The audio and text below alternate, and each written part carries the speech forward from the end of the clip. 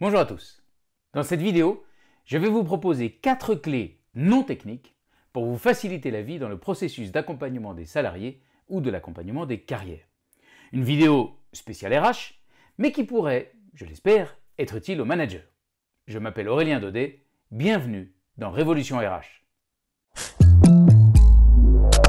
C'est l'un des défis les plus importants auxquels sont confrontées les fonctions RH qui sont impliquées dans la gestion des carrières au sein de leur entreprise. Comment identifier les compétences nécessaires pour l'entreprise à court et à moyen terme? Comment cartographier celles qui sont actuellement présentes dans la structure et celles qui risquent de disparaître, par exemple, pour cause de retraite? Et enfin, comment ajuster tout cela en respectant les envies des salariés pour qu'ils restent motivés, heureux et soient des ambassadeurs de leur boîte au lieu de la fuir? C'est donc une succession de défis bien costauds que doivent relever au quotidien les talent, business et people partners des grandes entreprises, à la fois dans les problèmes quotidiens et dans la prise de recul, avec des compétences techniques très larges et en étant en relation avec un très grand nombre de fonctions à l'intérieur et à l'extérieur de l'entreprise, en plus des relations avec les salariés dont ils ont la charge. Aujourd'hui, je ne vais pas du tout revenir sur ces compétences et ces processus, parce que vous, les fonctions RH concernées, vous êtes évidemment bien plus qualifiés et compétentes que moi sur le sujet. Ce que je veux, c'est vous proposer un point de vue un peu décalé sur ce mot d'accompagnement et des techniques plus liées à mon métier de coach. Première remarque, accompagner, c'est un processus. Ça ne parle pas de l'objectif. Accompagner vers où, accompagner pourquoi? Et en écoutant les fonctions RH qui me parlent de ce sujet, je comprends que le but est que le salarié définisse son plan de carrière et qu'il ou elle le fasse en accord avec les besoins de l'entreprise, de manière donc à pouvoir le garder au sein de celle-ci, tout en respectant son fonctionnement actuel et en préparant l'évolution de la structure. Mais alors, je vous propose 4 techniques pour faciliter ce processus. Premièrement, privilégiez le futur plutôt que le rétroviseur. Je suis frappé par le temps passé dans ce genre d'entretien sur l'analyse du parcours de la personne. Comme s'il fallait comprendre la logique de ce parcours pour arriver à définir les prochaines étapes. Je ne dis pas que ça n'est pas utile, mais je ne commencerai pas par cela. Si la personne se trouve à un moment charnière, et si par exemple elle vient vous voir en vous disant qu'elle ne se sent pas bien dans son job actuel, c'est souvent parce que les raisons qui l'ont poussé à choisir ce job ne sont plus tellement valables. Si je devais prendre une image, la personne aimait la glace au chocolat, elle en a mangé pendant des années avec plaisir, et aujourd'hui elle commence à moins aimer ce parfum et se dit qu'il y en a peut-être d'autres qui lui redonneraient le goût des desserts.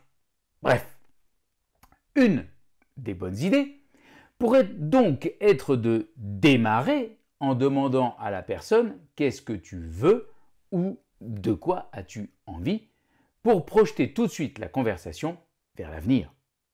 Une RH avec qui je bosse en ce moment me disait que depuis qu'elle utilise cette technique que je lui ai proposée, ses entretiens sont beaucoup plus fluides, beaucoup plus simples. Vous constaterez que souvent, explorer les envies, les désirs, ne nécessite pas du tout de se poser la question de « et comment es-tu arrivé là où tu es ?»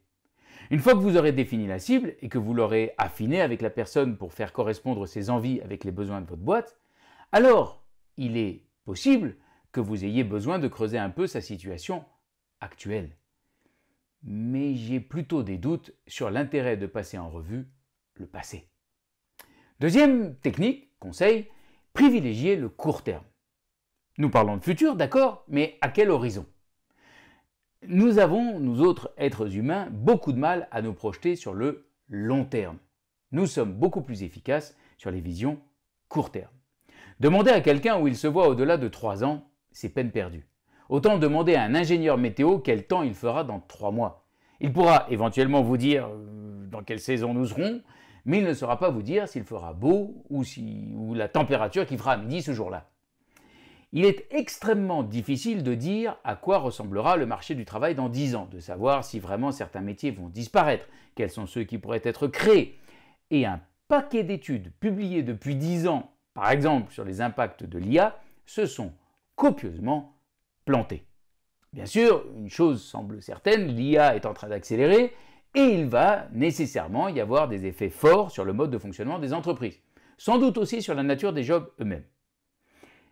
Mais ce qui est important, c'est qu'à force d'entendre ce refrain, les salariés ont de plus en plus de mal à se projeter à long terme. Même s'il était possible de définir les contacts exacts du marché du travail à 10 ans, est-ce que, en plus, vous seriez capable de dire à quoi ressemblera votre vie dans 10 ans? Quelle serait votre situation familiale? Où est-ce que vous habiterez? Quelle passion vous aurez développée?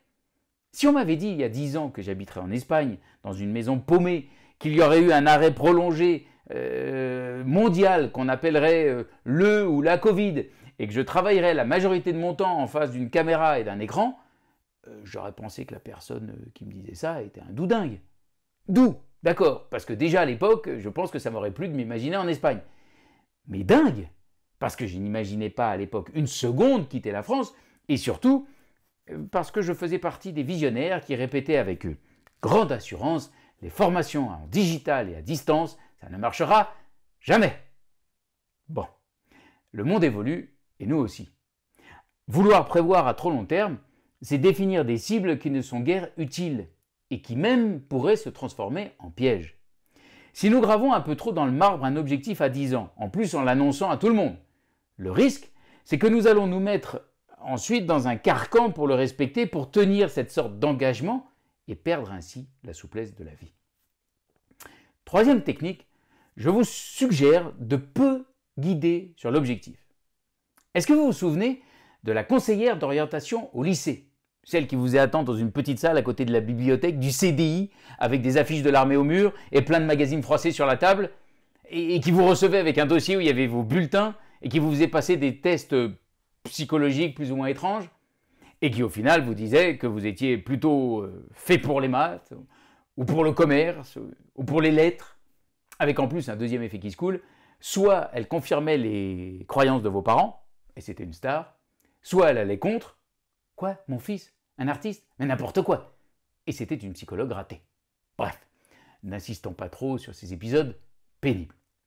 Si j'évoque la figure de la conseillère d'orientation, c'est que souvent, elle a la mission difficile d'aider un ado à choisir son orientation scolaire ou universitaire, avec des conséquences sur ses premiers choix professionnels, alors que le jeune en question n'a pas vraiment la moindre idée de ce qu'il veut faire, et que souvent, en plus, il se refuse à y penser parce qu'il est tétanisé à l'idée de faire le grand saut, et puis parce que c'est une super technique de résistance à la pression des parents.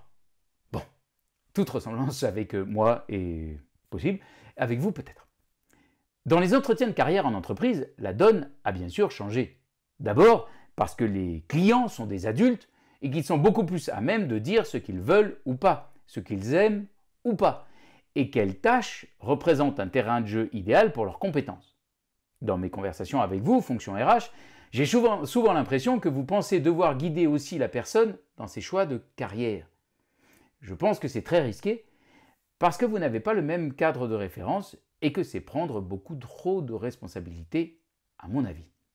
Je trouve que votre job fondamental dans cette étape de l'entretien, c'est de mettre en place un cadre dans lequel la personne puisse, parfois pour la première fois depuis très longtemps, réfléchir à ce qui lui fait envie aujourd'hui, dans cette étape de sa vie pro et perso, sans pression, des parents, encore eux, ça arrive, ou bien du conjoint, ou de la hiérarchie, et que cette personne puisse prendre le temps. Parce que oui, bien sûr, la personne ne va pas arriver avec une vision claire, définie, ficelée. Souvent, elle va arriver plutôt chargée de tout ce qui ne va pas, de ses problèmes, de ce qui ne lui convient plus. Et je crois que votre job à ce moment-là, c'est de l'aider à passer de cette plainte à une envie. Et pour cela, je vous propose une technique simple. Dites-lui, et donc par rapport à tout ça que tu n'aimes pas, à la place de ça que tu n'apprécies pas, ce que tu veux, c'est quoi? Et souvent, cette technique est nécessaire pour que la personne commence à se projeter hors de ses emmerdements, vers ses désirs, vers ses envies et vers ses rêves. Je vous conseille de ne pas d'ailleurs leur demander quelles sont tes attentes, qui est beaucoup plus passif, et donc beaucoup moins efficace que « qu'est-ce que tu veux, de quoi as-tu envie ?» Deux conseils annexes.